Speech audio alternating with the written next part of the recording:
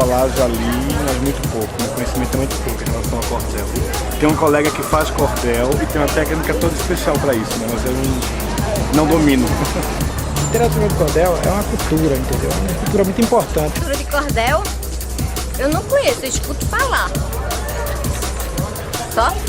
A história realmente da cultura, né? A raiz das grandes histórias.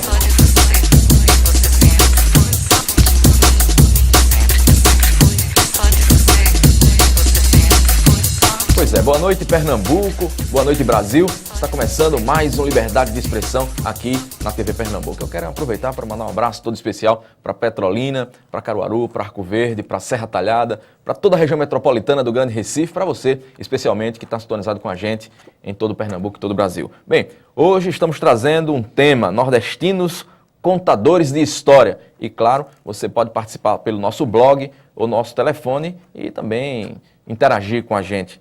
Então, aquele boa noite para você, está entrando no ar o Liberdade de Expressão. Trago para debater esse tema o Altair Leal Ferreira, está aqui presente com a gente, poeta, declamador, cordelista, além de facilitador de oficinas de literatura de cordel e da Unicordel também. Aqui à minha direita, a Maria Alice Amorim, ela é jornalista e investigadora cultural. Trago também, aqui ao meu lado, a Selma do Samba, essa que também conta histórias através da música, através do samba, essa artista renomada que faz parte hoje do nosso debate. E o Felipe Júnior, também poeta, declamador, cordelista, presente aqui no nosso debate aqui no Liberdade de Expressão. Mais uma vez, boa noite, vamos começar esse programa e, claro, com muita satisfação, trazendo aí convidados super especiais, artistas de verdade. Bem, eu quero começar logo esse bate-papo com o Altair Leal. E, assim, já explorando um pouquinho você, Altair, queria que você começasse esse bate-papo fazendo uma poesia para a gente entrar no clima da literatura de cordel. Fique à vontade, pegue esse microfone, está aberto para você. Boa noite, Miguel. Boa noite aos telespectadores da TV Pernambuco. É com muita honra que a gente chega até aqui e faz esse trabalho e agradece, acima de tudo, o apoio que vocês sempre têm dado à literatura de cordel, né?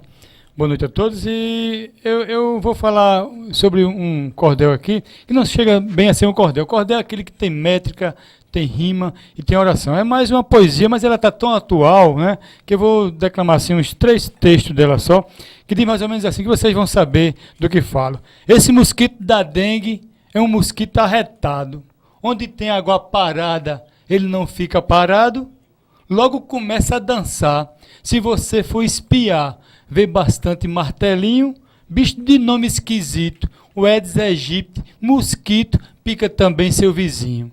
Tendo hábitos diurnos, picando durante o dia, quando pica um sujeito, dá febre, fio, agonia, vontade de vomitar, mancha o corpo, mal-estar, dana-se tudo a doer. Se surgir algum sinal, corra, vá para um hospital, para o médico lhe socorrer. Dengue se tornou agora epidemia nacional e agentes ambientais, de uma forma geral, nos focos estão trabalhando, combatendo e eliminando os casos ali existentes. O mosquito transmissor não elege raça nem cor, pica tudo que é gente. Bom, gente, é mais ou menos isso. É até um alerta, né? A gente tem que ter o maior cuidado com a dengue e que esse cordel sirva para isso. Esse é o Altair Leal, tem diversos folhetos publicados. Obrigado. A história de um homem que adorava bacon com feijões, isso. Cordel do combate à dengue, né? Isso, que é esse que eu esse aí, cordel da água, enfim, cordel do leite materno. Isso, é. Tá certo, esse é o grande poeta. Deixa eu falar então com a Maria Alice Amorim, ela que é jornalista e investigadora cultural. Maria Alice, me fala da origem do cordel, me fala um pouco, assim, da história do cordel, nessas tuas investigações. Vamos começar esse bate-papo com quem entende do assunto, o microfone está aberto, fica à vontade. Ok. Vamos agir. Tá tudo certinho. Alô. Boa noite, eu agradeço o convite para estar aqui. Deixa eu ver se eu ajeito aqui o microfone. Ok. Fica à vontade. Boa noite a todos, agradeço o convite por estar aqui nesse programa e inclusive falando de um tema que eu adoro já há muito tempo, que é o cordel, a literatura de cordel, aquele folhetinho bem famoso que as pessoas encontravam já há muitos anos, no início do século XX, já pelas feiras, pelos mercados. E o cordel é um misto de uma literatura que foi se construindo aqui com os temas regionais, associados com técnicas de rimar, de versejar, e temas tradicionais que vieram com os portugueses, né, quando os colonizadores vieram, trouxeram na bagagem também essa literatura popular. E esse tema, por exemplo, né, da dengue, é um tema que a gente inclui numa classificação de cordel, que seriam esses cordéis mais didáticos, pedagógicos, de campanhas. Mas a gente tem dentro dessa classificação, por temas, né, diversos temas que são tipicamente tradicionais, de uma tradição milenar. Então, romances de cavalaria, do tempo de Carlos Magno, romances do ciclo do rei Arthur, então histórias de encantamento, de princesas, de heróis. E temos também os temas que são bem típicos da nossa cultura, como Lampião, Antônio Silvino, né, o Cangaço, Frei Damião, Padre Cícero, e outras histórias de vaqueiros, ambientadas no sertão, naquela paisagem bem localizada, bem típica nossa.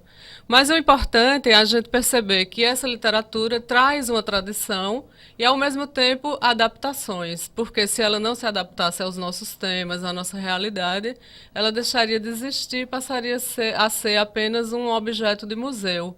E é essa vitalidade do cordel, essa proliferação de poetas, de temas, de títulos, que faz com que a gente se apaixone cada vez mais pelo cordel. Legal, na realidade o cordel, de certa forma, faz a crônica, né, dos acontecimentos sociais, é um veículo de comunicação popular aí.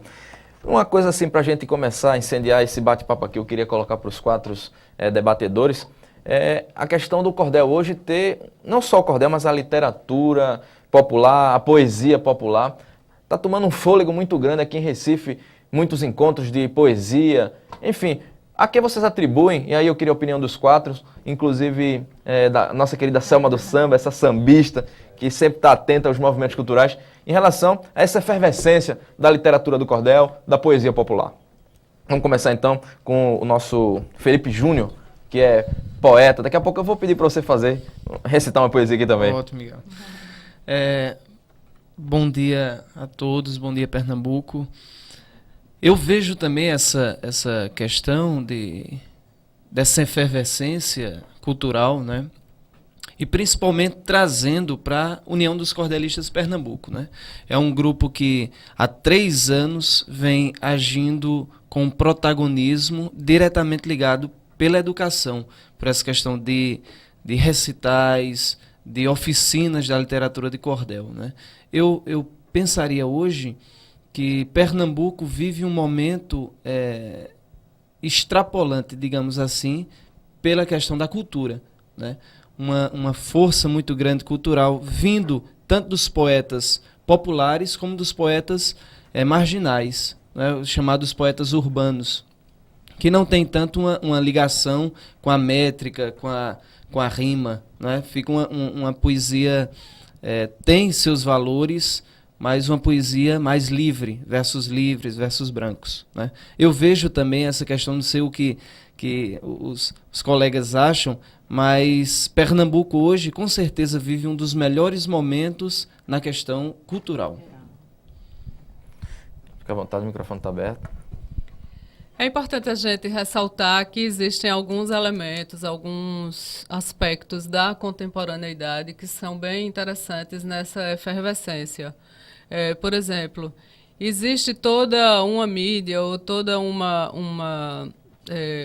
conjunto de tecnologias que tem facilitado a comunicação. Então, por exemplo, a internet é um meio desencadeador de diversos poemas, de diversos folhetos de cordelistas. Então, os cordelistas não se sentem tão isolados, estão lá se comunicando, usando a internet para instigar o outro, né? Então, isso tem acontecido muito com as pelejas virtuais. os cordelistas têm se comunicado sempre por internet, por correio eletrônico, por mensagem instantânea.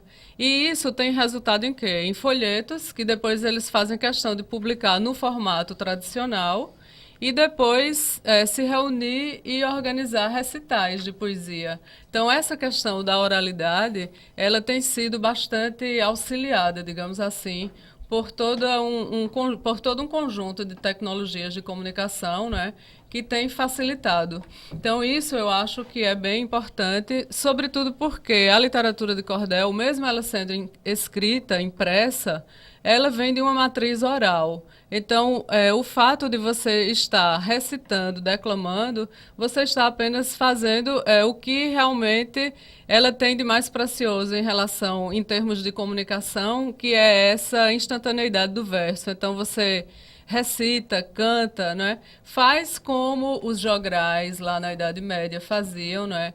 Como os poetas vêm fazendo ao longo dos tempos, porque a poesia tem muita ligação com a música, com a oralidade, com o corpo, diante de uma plateia. Então, isso, assim, é bem interessante e tem ajudado bastante a fazer com que cada vez mais o cordel vá se fixando, inclusive na sua forma impressa, não só na oralidade. Legal. Deixa eu fazer uma pergunta então para a Selma do Samba. Ela, enquanto cidadã, como pessoa comum que anda no dia a dia da cidade do Recife, e como eu e como vários pernambucanos encontram literatura de cordel em alguns pontos da cidade. Como é que você percebe a literatura de cordel como um artista, como uma sambista? Como é que você vê essa literatura, essa forma de expressão? Olha, primeiro, boa noite a todos os telespectadores. Obrigada, viu, Miguel, pela oportunidade. Eu acho lindo, porque eu acho que é o simples passado num papel. A pessoa faz uma coisa bem simplesinha e aquilo tem um valor tão grande que quando a gente vê aquilo, a gente se emociona. Contar as suas histórias, as histórias que estão sendo passadas pelo povo. Eu aprendi a gostar muito do cordel em Petrolina. Eu conheci um rapaz chamado Carlos Silva. Ele passava o sentimento dele todinho, as histórias da vida, do cotidiano dele, que eu fiquei apaixonada pelo cordel. Hoje, quando eu vejo qualquer banquinha que tem um cordelzinho, eu vou lá e compro um. Porque eu acho assim uma riqueza, é uma fonte de riqueza. Legal, Sam. Deixa eu fazer uma pergunta então para o nosso Altair Leal. Altair, como é que é o diálogo com outras artes, com outras expressões artísticas da literatura de cordel? Como é que vocês vêm interagindo então com outras formas de arte? Olha, existe uma rivalidade no vencedor, né? Queira ou não queira, sempre existe.